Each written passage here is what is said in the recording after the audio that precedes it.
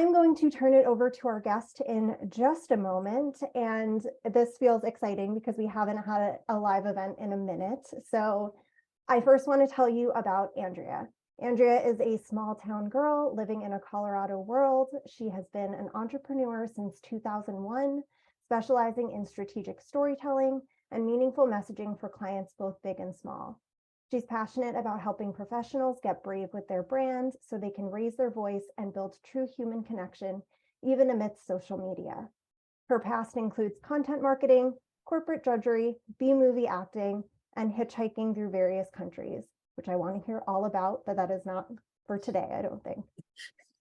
I met Andrea through one of our community members, so big thanks to Lori Goldman for introducing us. And I'm so excited to introduce her to all of you and get to learn alongside you today about how cultivators can leverage LinkedIn. And with that, I would love to turn it over to Andrea. Andrea, hi, everybody. How's it going? I loved, see, Leslie and Yuri were like high-fiving, I think, when they got on. Like, that's pretty awesome. And we've got some like rocking it blue hair and a very cool leopard shirt too. So I'm just like loving all the variety of style here. So thanks. I'm excited to talk to you guys today. Thank you so much, Lisa, for introducing me and working with me on the presentation. So, okay, we're actually going to start with a little landing meditation, just kind of go from like getting here to being here, ground. I know you probably all have busy days, as I do. You might be back to back. So if everyone could just be still, and if you feel like you're in a safe place, close your eyes and we'll go into that. Take a couple deep breaths. See if you can give an audible sigh.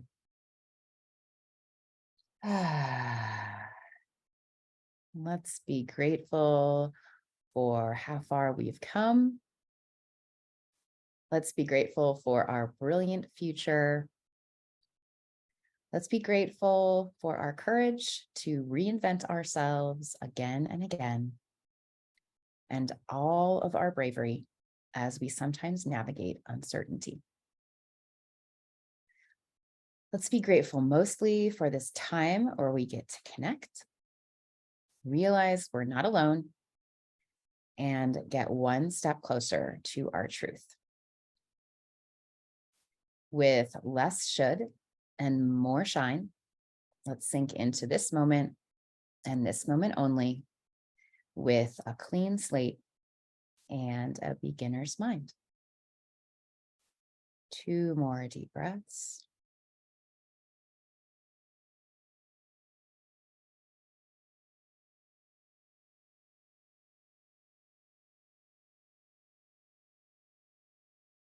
And so it is. Feel free to open your eyes when you're ready. Okay. Great. So let's dive in. I'm just going to go to my screen here. So this is how to build a LinkedIn profile with a human touch, as Lisa talked about. So first, we are going to talk a little bit about like why this matters, right? So my sense is that you might be seeking to build some ego-free thought leadership. A lot of my clients and the audience, you know, in the society these days knows that they're painfully aware that their online presence doesn't tell the whole story about them. People look them up and they're like, oh, is this what he does? Or what does she do? And they're all telling themselves a story about you, whether you like it or not. That is the whole, really the truth. And so we want to make sure that they're telling themselves the right story.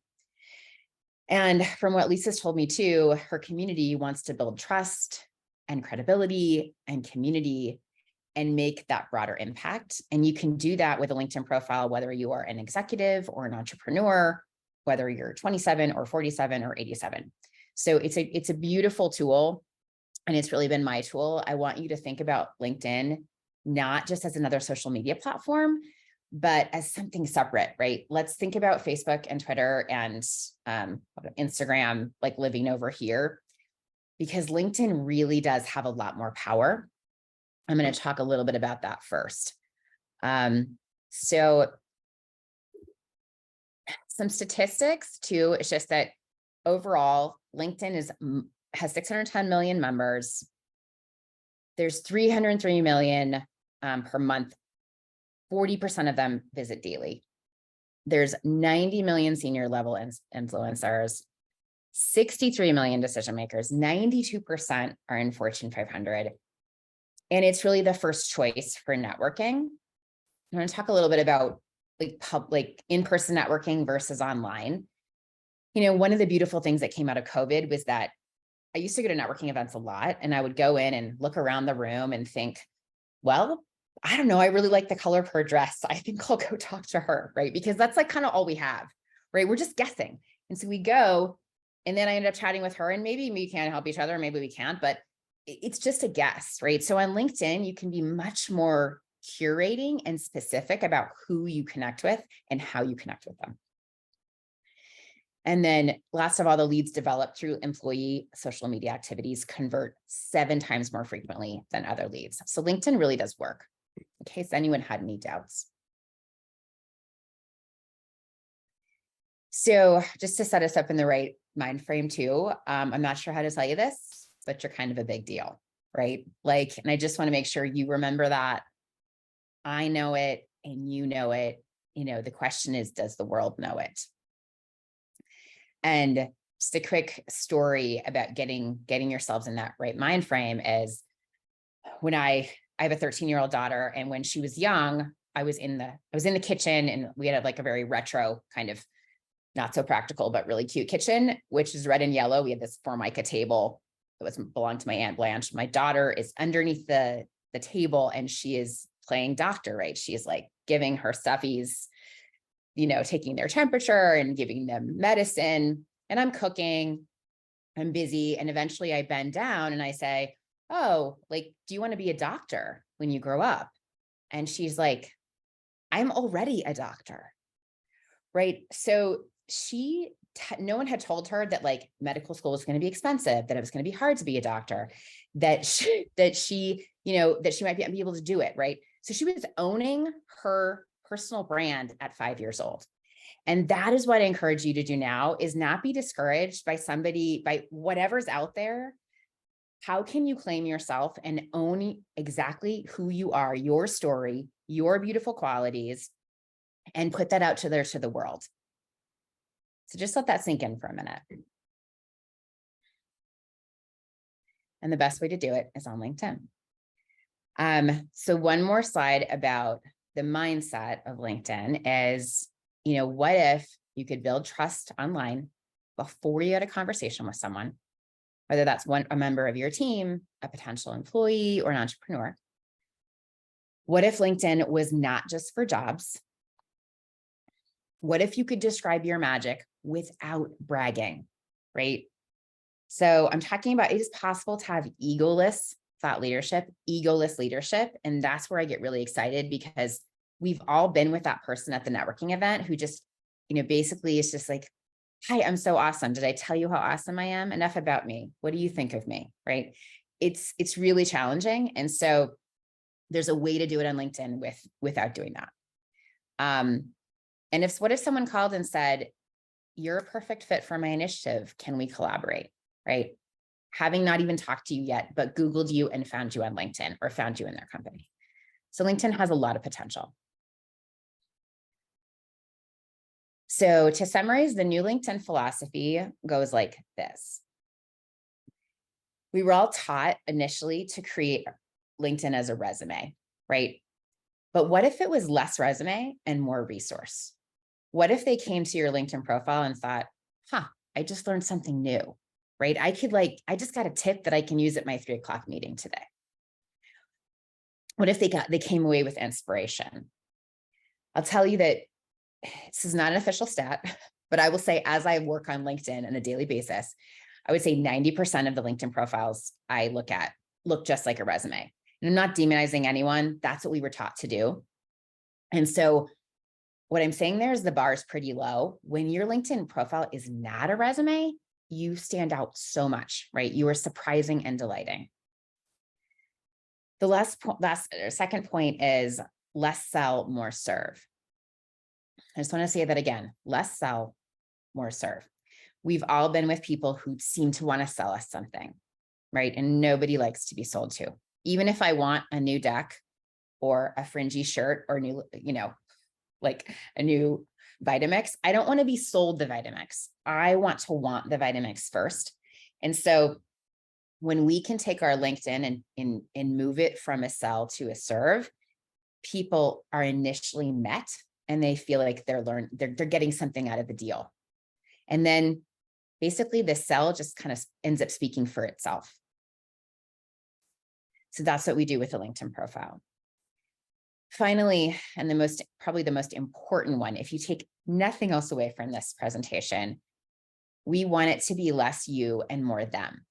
So if you think about, maybe you've, are familiar with pop culture, we're not like, we want to make the audience Luke Skywalker and we are Yoda, right? We want to make the audience Karate Kid. We are Mr. Miyagi. We want to make the audience Andy Dufresne and we are Red. And that was a Shawshank Redemption one, a little bit less obvious, in case you don't know. But like, we want to make the audience the hero of the story. And this does three things, right? So it tells them, oh, like, it's not about them, it's about me, right? And that feels good to everyone. I'm the center of my universe. Lisa is the center of her universe. You're the center of your universe. There's no other way it can be, right? Like, I can try to empathize with someone else, but I'm always going to come first. Second thing it does is it makes me say, oh, he's talking to me, right? And that is very rare online. Like, you are basically helping the audience self-identify. The third thing it does is it gets rid of people you don't want to talk to, right? So they think, oh, he's not talking to me, I'm going to move on, right? So really important, making them the hero of the story. Great, so we're going to get into it. Here's the tactics. So first thing you want in your profile is a realistic picture. Here's what happened. I feel like I looked the same from like, 24 to 39. And then I started changing probably after I had my child. But like, we want to make sure that when someone sees a picture of you and then they see you in person, that they're like, oh, it's the same, right? They're at the same stage of life. We don't want any surprises. So you want a realistic picture. Don't ask your partner, ask a colleague, right? Your partner's going to be nice to you, may not tell you the truth. We want to make sure it looks realistic. Second, we want your face to take up 60% of the frame. And we want you smiling with teeth. These two statistics are proven to make people want to talk to you more, right? I would say too, that make sure your hair, your glasses look like you, right? If you didn't wear glasses 2 years ago and now you always wear them, wear the glasses in the picture. You get the idea. Some people's hair color changes frequently. You want to make sure you look pretty much like yourself. As far as the dress goes, somewhere in the middle, not too fancy, not too casual, not at Disneyland. Video. This is what a lot of people are missing from their profile because you can only do it on mobile. We do like to say, just as a side note, that LinkedIn they're throwing the best party on the block with the most brilliant people in the crappiest house. They are not that innovative. They're a little clunky. They're not always on the cutting edge. Perfect example is the fact that you can only do a video from your mobile phone right now. It's easy. You go to your mobile phone, there's a plus sign next to your picture, you press it, and you just give a 30-second video of who you are. I know people get super nervous about that. I get it. And it just doesn't matter, right? Like, I want to hear your voice. I want to hear how you move. This helps me understand your energy. And really, when you're choosing like a vendor or a partner, someone to collaborate with, energy is so critical, right? I tell my clients 2 things you should remember: chemistry and timing, right? So a video can go a long way. Third thing is the banner. And you see all sorts of different banners. Some people don't have a banner. Some people have their logo. My advice here is, this is the only place on the page where you get to have some kind of visual, right? Except for your picture. Everything else is content. There's all this crap on the side, right? That we have like been trained to ignore. It's very chaotic. There's tons of words. This is our one chance to emotionally resonate, kind of heart resonate with the person. They won't even know that happens. Second rule is like no sunsets, no mountains. This is the most cliche thing. It's what everybody uses, and it makes you look just kind of like everybody else. Try to be more unique. And the other option is like, if you do run a company and you want something to be cohesive, a logo is good. Just remember that a logo doesn't mean much to people. It means a lot to you and almost nothing to anyone else, unless you're Apple. I'm going to show you some examples now. So Mark Diffie up here, the redhead, he's got a picture and he's got a simple message: mentally healthy humans equal financially healthy companies. I get it right away. He's just telling me a truth. He's not selling me anything. He's not telling me complicated how he's going to do it. Nobody wants to know the how. It's hard. They don't want to think about it. He's building trust by coming out with something big. James Lee is doing the same thing. Be great at good. Now that's intriguing. Like, what's he mean by that? Right. These are just two examples of like great headshots and great banners. Couple more. Cynthia up top, the girl with the blonde hair, she is really into her orchids and she wants, that's something that she has a relationship with. And so, it's calming, right? I look at that and I'm like, oh, I get a breath, and that's nice. Louisa underneath, these are all my clients. She's chosen to go with her logo, and I get that. She's in the banking industry. She wants something a little more conservative. She wants something to look like she has head and shoulders and that she's established. And that makes a lot of sense too. So number 2, we want a surprise and delightful headline, right? So this is really important, a little more tactical. We have 220 characters in our headline. It used to be called the title because I would say be like, oh, CEO of Adobe. Now it should be this. It should be who you help plus what you do plus why I should care. Right? So here's what this does. We talked about it earlier. Who you help makes someone the hero of the story, and it draws them in. It says, oh, he's talking to me. So we have who you help, and then it's kind of like a sandwich. It's like the client, then you, then the clients again, right?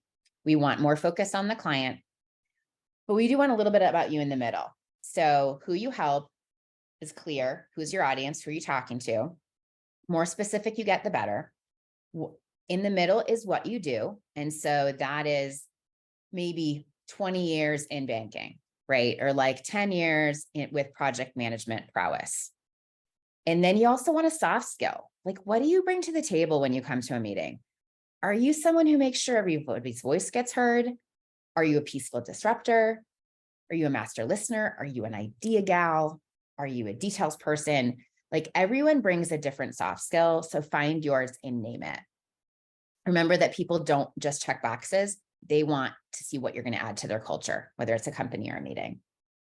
And then third, you want the outcome. Like, why should I care? Like, what's in it for me? What am I going to get now or later? Right. So you might say, let's take you from, clutter to clarity, right? Or let's get you profitable in 6 months. Remember, you don't get into the how there. The how, as I mentioned, is hard. It sounds complicated. It gets into the weeds, and that we can save that conversation for later. You want to get noticed. So here's a couple examples. Here's Mark Diffie. Hey, chief people person, is your workforce psychologically healthy? Could they use a fitness boot camp? Coach plus therapist plus 2 decades in corporate mental health. Right, so he's got the who you help, what he does, and why they should care. He's also talking. You see how he's conversational with the audience. That's really important. Zaya's got dear founder, trying to make a dent in the universe. I can help you scale your successful profit venture. That's a little bit about them, right? Then they're talking about him, top 1% at KPMG, strategic thinker. He believes that purpose plus profit equals sustainable change. Now, he's someone who's trying to get a job, right? You might be trying to get a job, or you might be trying to get a client, or you might be trying to recruit people for your board, right? And it's gonna, be a little different depending on those.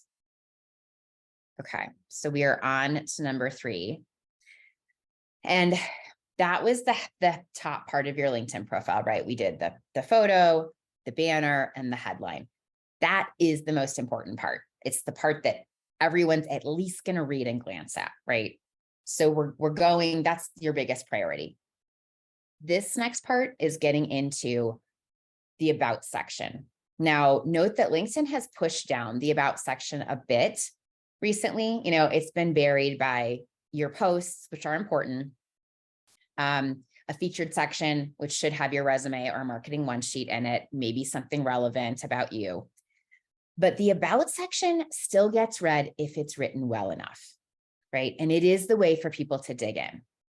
Whereas the percentage of people who, and I'm sorry, this has been updated recently, I don't have the stat for this, but the percentage of people who read your experience at the bottom is incredibly low. Very few people get that far down unless they're hiring you for a job. So we're in the about section, right? And where we want to start is a conversational pitch and some thought leadership. So first we want to establish a connection. We want to say, hi, I see you. I see you're crushing it with the retention, and you just pulled off that event and you're making a profit and your team loves you. What you didn't count on was, a lack of leadership. So we're meeting them where they are, right? We're not selling ourselves yet. It doesn't start out, hi, here's what I do. It says, hi, I see you and I understand you and I know people like you. Then we're going to demonstrate an understanding of their struggle, right? They didn't count on this. What can they do about this? We're saying we get where they're at, and then we might offer a few ideas, but we're still not selling ourselves. And then the next thing we do is offer wisdom and experience about their industry or issue, right? So I would say this is where it breaks into 2 branches. If you're an entrepreneur, you're probably going to offer like a state of the industry talk.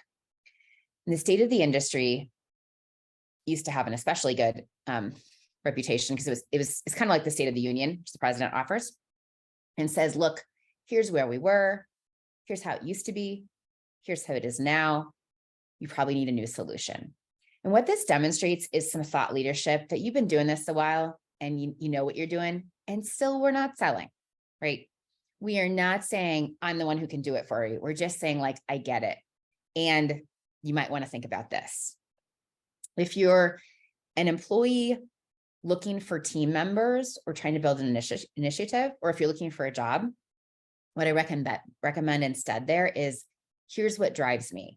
Here's why I subscribe to the idea of mission leadership, right? Or here are my top priorities. Or maybe here's my approach. Data plus people plus process equals success, something like that, right? So we're getting into who we are and yet still not selling. This is where it gets a little more complicated to kind of explain in a PowerPoint, because it's a lot of content. So I don't have examples on this. You can go into certainly my LinkedIn and see that. So definitely feel free to like shout out questions about this if it's confusing.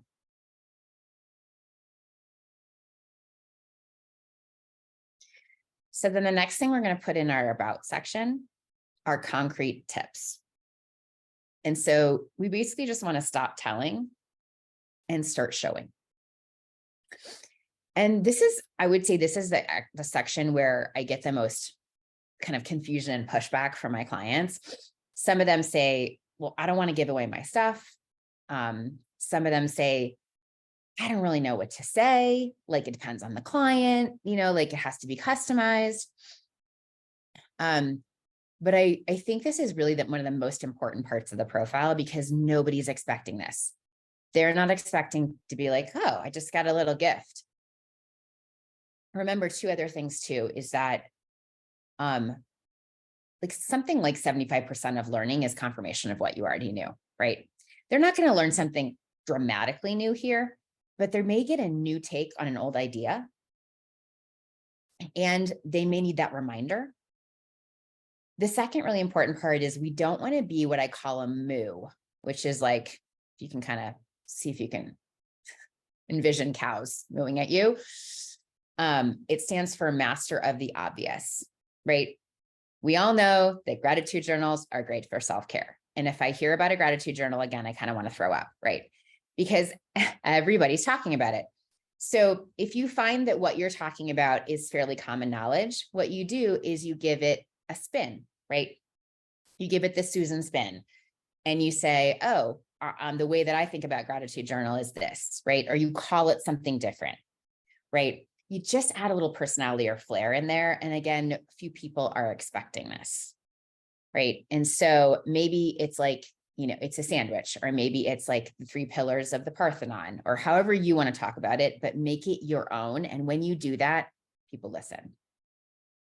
So a few examples here, 3 lessons you put in a keynote speech, 3 pillars that guide your work, 3 actions a reader could try today. The key here is making sure that there are 2 lines. And here's where I'll mention too that emojis do serve a small purpose here, but I caution, like 2 types of emojis, that is it. No smiley faces. And when I say emojis, I don't exactly mean emojis, right? I do not want really the typical emojis we would use on like, okay, see you at the bar. What we want instead is like diamonds or bullets or a little leaf or a little heart, right? What these things do are break up the copy, let people breathe, and show that you have a little personality. So don't be afraid to use them. The other thing on format here is that we don't work in paragraphs anymore. Just please kiss paragraphs goodbye. Paragraphs are for term papers. They are for newspapers.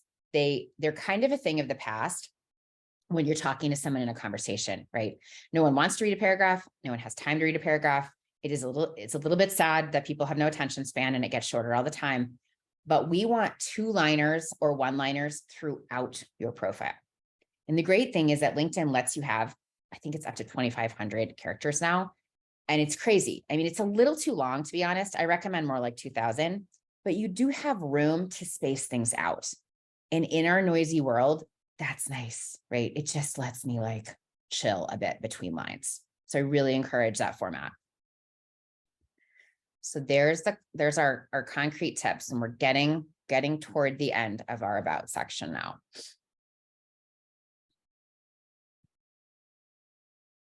Okay, it's finally time for the sell, right? I know I've been selling. We're not saying that we're not selling. And here's where I recommend something I call what's called the rebel resume, right? It is not a play-by-play of your life, right? It is not a timeline. It does not come from an encyclopedia. It is a summary, right? It is a synthesis.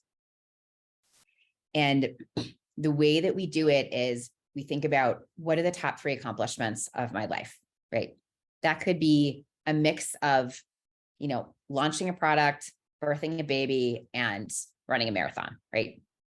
We're not going to get too personal yet, but maybe you've had 3 big clients. Maybe you made, you made a partner in your law firm, whatever that is, we want to talk about that. Few major clients and employers.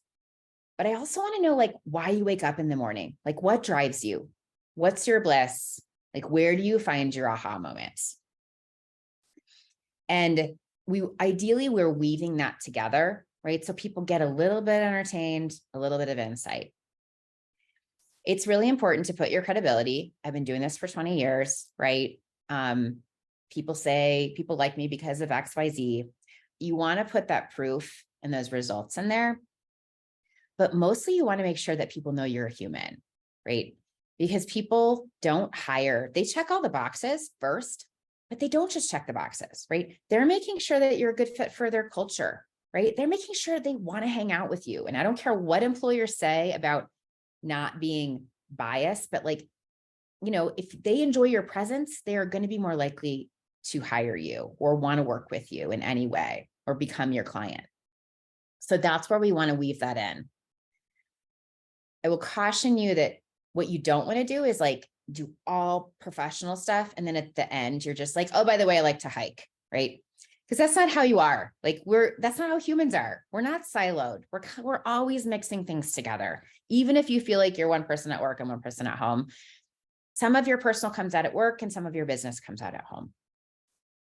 So, and I find that this is often the trickiest for people to get comfortable with. It's part of why I have a job and why I help people. But is really like thinking and asking other people, asking colleagues, like, what do you like about me? Like, why did you like working on that project with me? What did I bring to that project? And sometimes getting those testimonials can be really helpful for the soft sell. The final bit, and this is sort of very much depends on if you're an employee or, you know, who you are, just go back, is that we want some kind of a call to action, right? And that's why the slide is just too hard to customize. So what is your call to action? Do you want people to call you? Do you have a Calendly link? Do you want them to reach out on DM? Do you just want them to say, hey, it was great to meet you?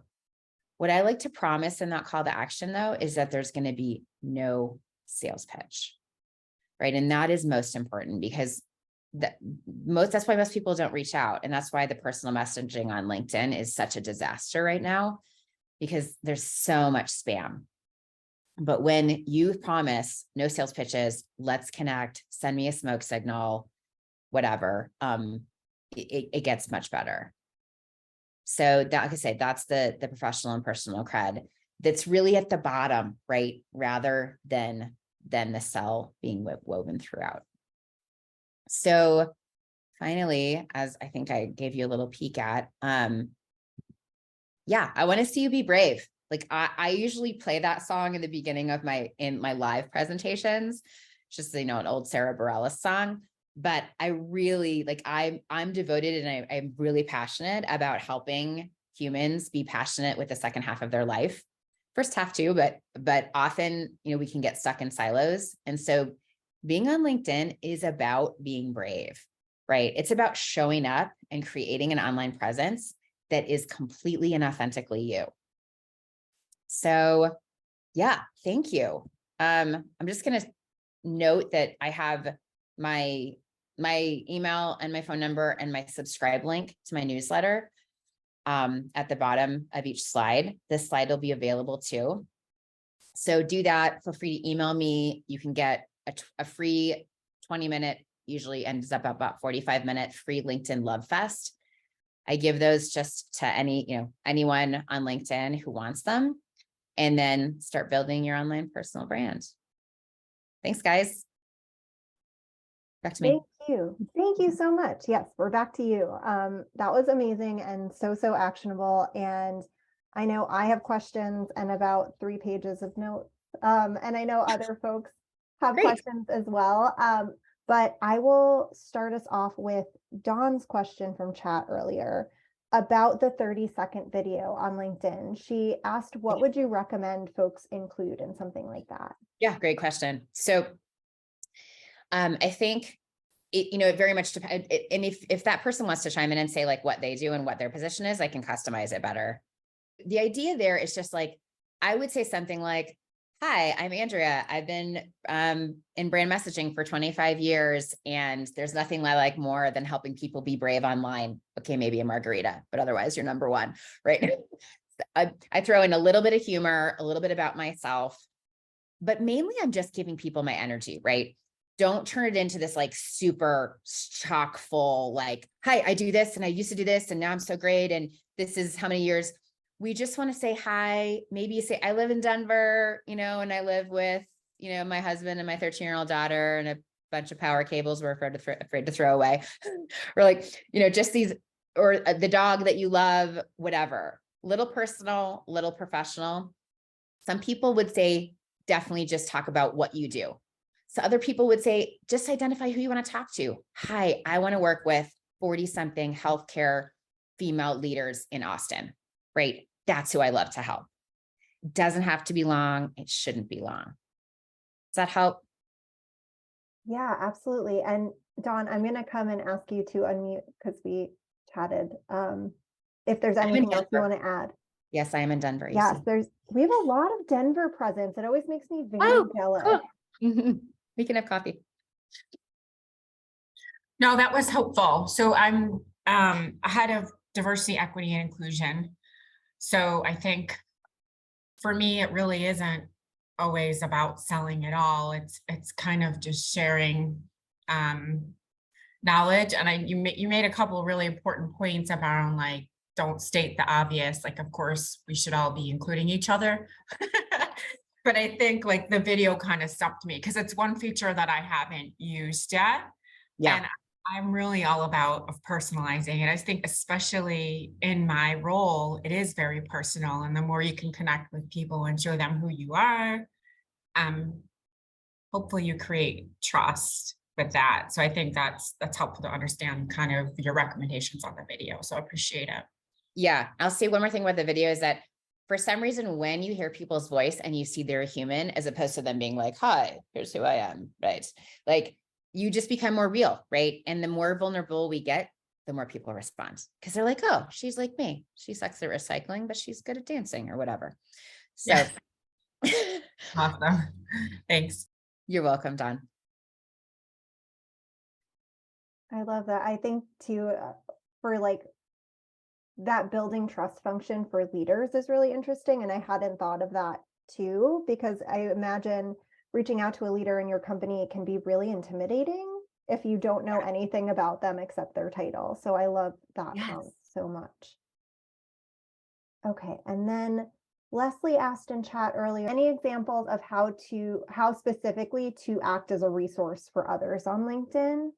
As a resource, yes. So the best thing you can do is to post, right? And when I say post, there's a 3-part formula for posting, right? You want a hook, you want value, and you want inquiry. I want a hook. It was dark that night. There were no stars. We've been walking for hours. There's one hook. Another hook. Dear team leader, are you losing sleep over retention, right? So you want, and this is the best way to create thought leadership and keep spreading the love and like broadening your impact on LinkedIn. So many posts are just about like, hi, I have a webinar, or like, hey, here's my services. Provide value in short bits, very concentrated bits on LinkedIn. Every time someone comments, comment on their comment, offer to help them, then reach out to them on personal message. There's so many ways to broaden your impact. Is that what you're talking about or something? Can I get more specific for you? Yeah, I'm gonna come ask Leslie to unmute. Hello. Hi, Leslie. Hi. Thank you for the presentation. As you know, each of us use LinkedIn in a very different way. I'm not a consultant. I work in finance. Happen to be leading ERG in my company, but Gotcha. I also use this in a way that I connect with either former colleagues or people I met in different conferences and seminars, etc. So I totally agree that it's really not just about me, but it's I very much align with the vision of being resource to others, but beyond just posting some interesting article for them to kind of watch out, but any other ways that we can be of service, because we cannot play with algorithm. I'm not sure where my post gonna be seen in any way. So if there's something that I can do on my page, that if they click on that, they can see, okay, I got, yeah. This is here for me. Yep. I hear you. Thanks for asking that, Leslie. So another way to do is to create a lead magnet. It's kind of, I'm just going to take that away. It's a crappy name, but like a lead magnet in this sense is, hey, here are the top 5 ways to engage your team, right? And so you might put a new one of these up every quarter, and you can have it in your featured section and say, check out my what I posted every quarter. The other way is you have a newsletter that has a consistent theme, right? So you're always talking about, DEI, right? Or maybe you're always talking about tips for this. So my LinkedIn is how to be brave, my LinkedIn newsletter. And this feels, even though it's like a post, it feels a little more solid. And so people can subscribe to your newsletter, and every week they get tips about this particular finance idea, right? And they're getting it in Leslie's voice. and they know what to expect. They know how long it's going to be. They know it's going to have a couple of YouTube videos maybe. And in this way, you're building trust and you're offering a consistent resource for them. Does that help? That's just another way. Cool. And folks, feel free to put more questions in chat or raise your hand. Leslie's question actually led me to a question. Many of our folks lead or are involved in workplace communities, so ERGs or communities of practice that maybe aren't exactly their job title. So like Leslie's in finance, but is involved in an ERG. When you're wanting to communicate maybe those two facets of your work, how do you do that effectively, maybe without diluting one or the other? Yeah, such a great question. Thank you for addressing this, Lisa. So almost all of my clients maybe they have like 3 income streams, or they have 2 things that they work on, a passion project and an economic, money-making project. And so one of the things we want to remember right away is that nobody becomes a raving fan of a company, maybe unless you're Apple, right? They are not going to become raving fans of like they may become raving fans of the work you do, but it starts with you, right? So I want to know what Leslie is amazing at. And then once I build trust with Leslie, I'm like, okay, well, whatever he's doing, I know it's going to be good, right? So that's the first mindset. Make sure that that like you're talking about you, your values, what you bring to the table, and they know you're going to bring that to everything else. The second thing I would say is you really need to decide on LinkedIn, who do you want to attract? Who is the most important person that you want to attract? And it may be, just these different things to finance the ERG, but when you put too much in there, people become confused and they bail, right? So the thing I say the most, the thing that my daughter ended up repeating back to me during COVID, when she heard me say this again and again on calls, is like, when you market to everyone, you market to no one. Again, when you market to everyone, you market to no one. And I know Leslie, you may not think of it as marketing, but like when you're putting something out there, you are in fact marketing. And so if I'm confused on what you do, then I'm just like, I don't know. And I go away.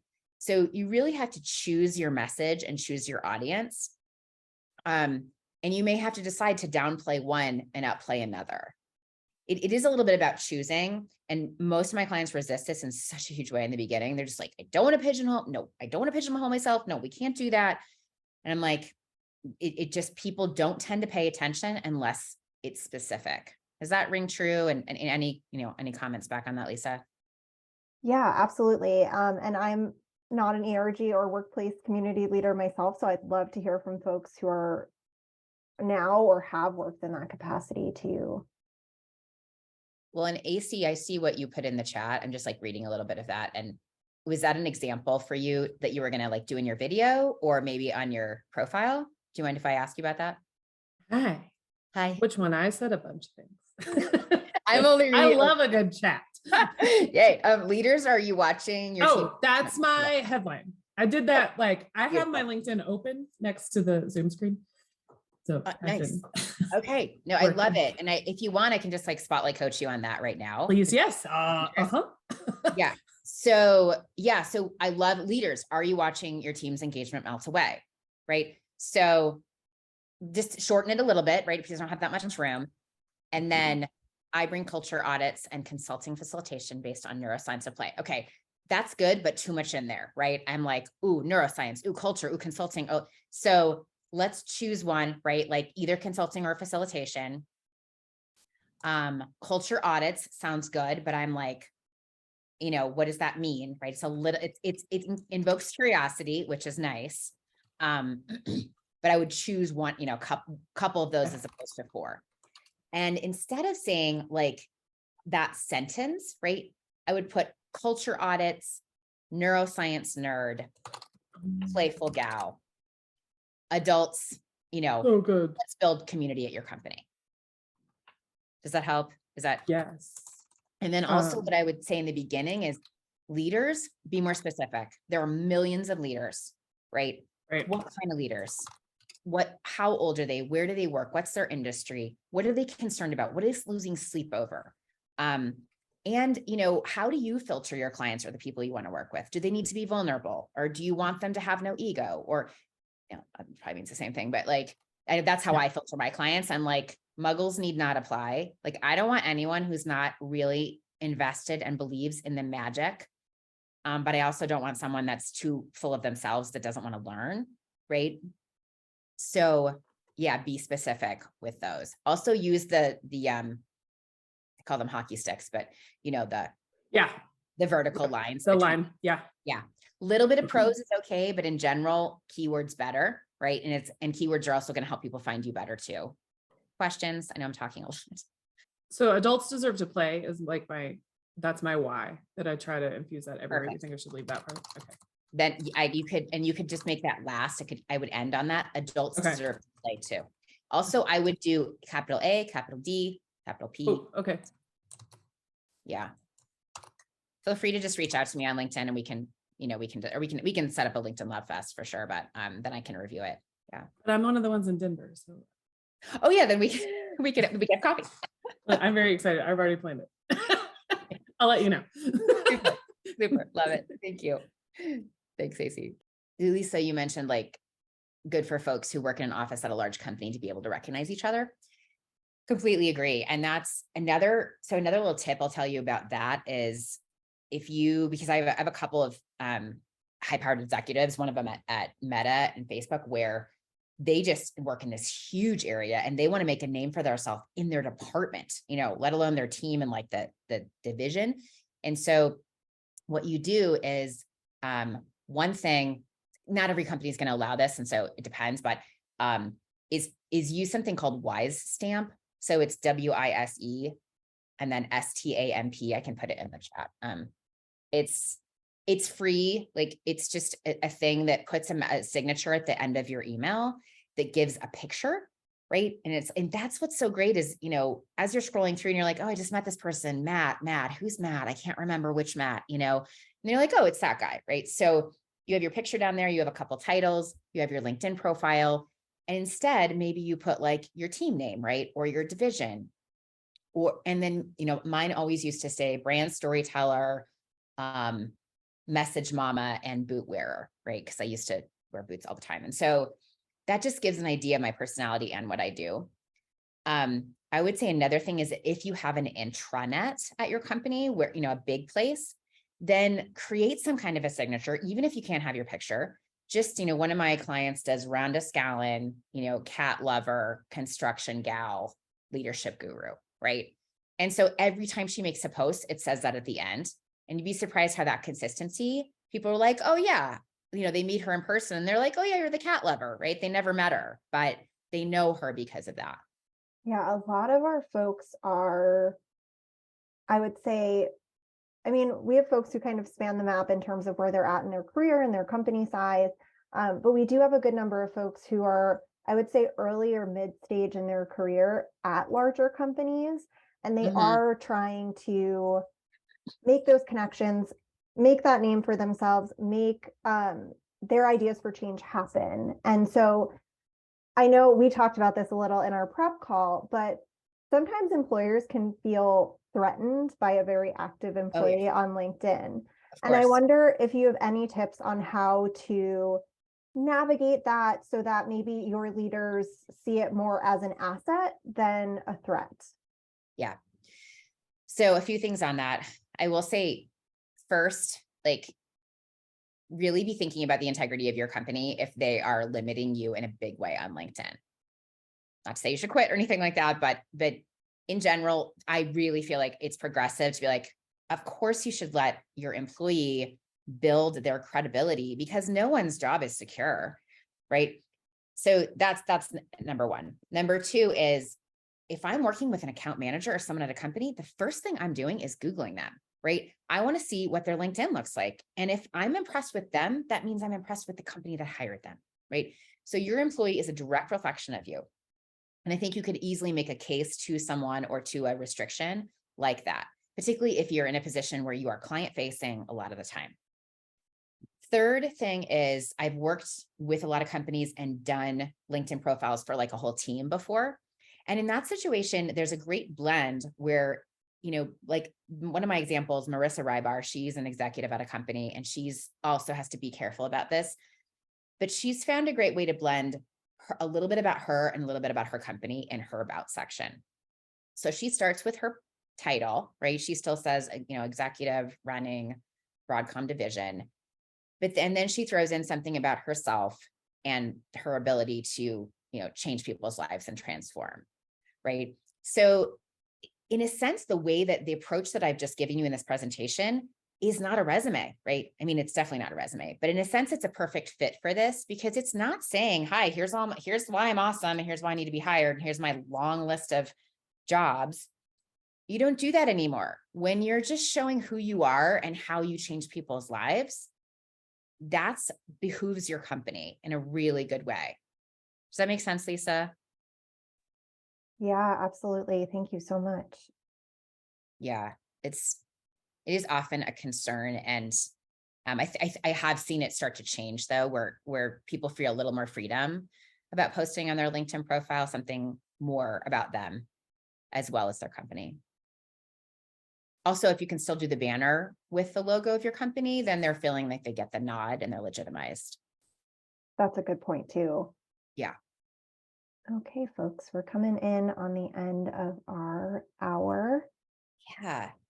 So fun. Thank you so much for all your questions and feedback and for like giving me smiles too. It's always helpful. Yeah.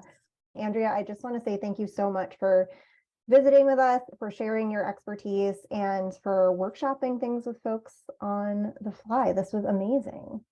Thank you, Lisa. I'm so happy to do it and hope to see you all again soon. Good luck.